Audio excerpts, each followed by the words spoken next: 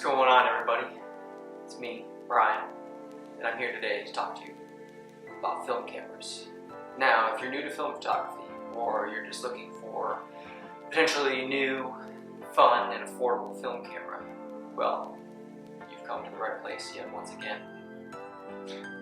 Today I'm going to talk about two affordable film camera options that you should consider if you're considering getting into film photography. Let's take a look.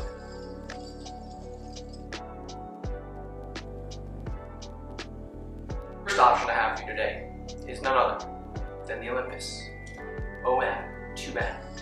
I love this camera. This camera was gifted to me by my brother-in-law. It belonged to either his father or his grandfather, and I am now the grateful owner of this camera. This camera you can find on eBay for anywhere around $150 to just over $200 in pretty good condition. This camera is packed full of really good features, especially for a beginning film photographer. One of my favorite features on this camera is the fact that it has aperture priority mode. I am an aperture priority mode junkie because a lot of the time I'm just out shooting, walking around with my kids. I don't want to focus too much on what my shutter speed is and what I have to change my aperture to, so I can pretty much just set my aperture to whatever I want to use and it'll choose the shutter speed for me, and that is one thing I love about this camera. I also love the fact that it has a light meter, and the light meter in this is pretty darn accurate most of the time. The only time I've ever really had issues with the light meter on this thing is when I'm shooting at the beach and it's a super sunny day. It also has this great feature right here for when you are shooting aperture priority mode. This is an exposure compensation dial. You can go in third stop increments all the way up to +2 or -2, which is awesome. It also has the manual mode in case you don't want to shoot aperture priority mode. But another thing I really love about this camera is how tiny it is. It's even smaller than the next camera we're going to talk about, which is pretty dang small. When this camera came out, it was one of the smallest cameras in the market, and I think that's why it is pretty popular still today. And besides the camera itself, the glass is amazing and extremely sharp, very affordable. Right now I have a 50mm mounted on this. It's a 50mm 1.8, super sharp, and I would also recommend, if you like wider angle lenses, 28mm 3.5. I'll go ahead and put some sample images of both of those lenses in right now.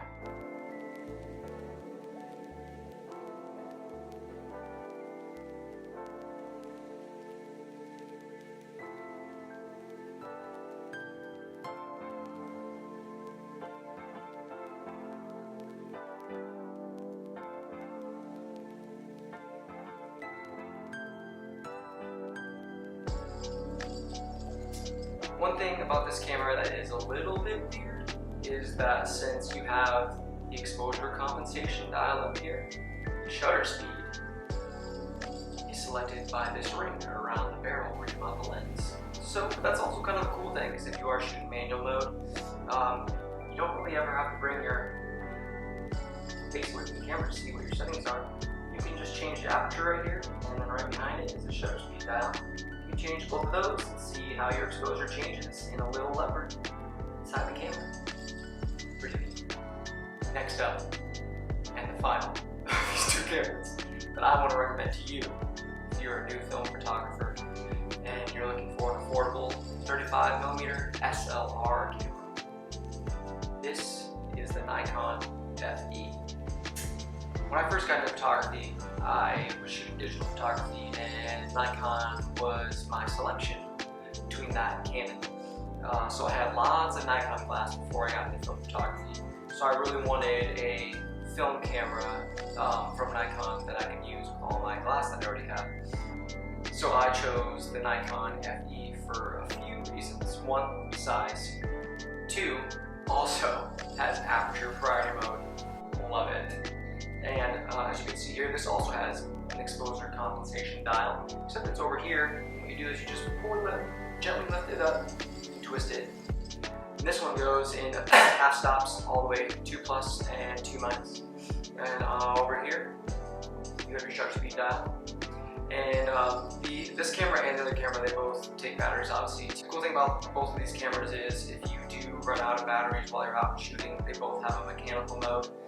This one is on an M90 mechanical, so it always shoots at 90, 1/90 shutter speed if your battery will go out. Do you remember what the Olympus is? I think it's 60.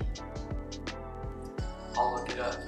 Yeah, but one thing I really love about this camera and why I chose it, it has a double exposure loader, which is amazing. If you really want to experiment with double exposures, you don't have to finick with like releasing the rewind and holding the rewind crank and trying to force the lever forward to keep the frame in the same spot. It does it right for you. You just gently pull back this little lever, crank to your next frame, but it doesn't crank to the next frame. It stays on the same frame, and you can easily take your double exposure. Self-timer. If you're looking for an affordable piece of glass, on this I would recommend the 50mm f2. This thing is super sharp. It's pretty crazy. I remember getting my scans back the first time I used this lens, and I was very pleasantly surprised.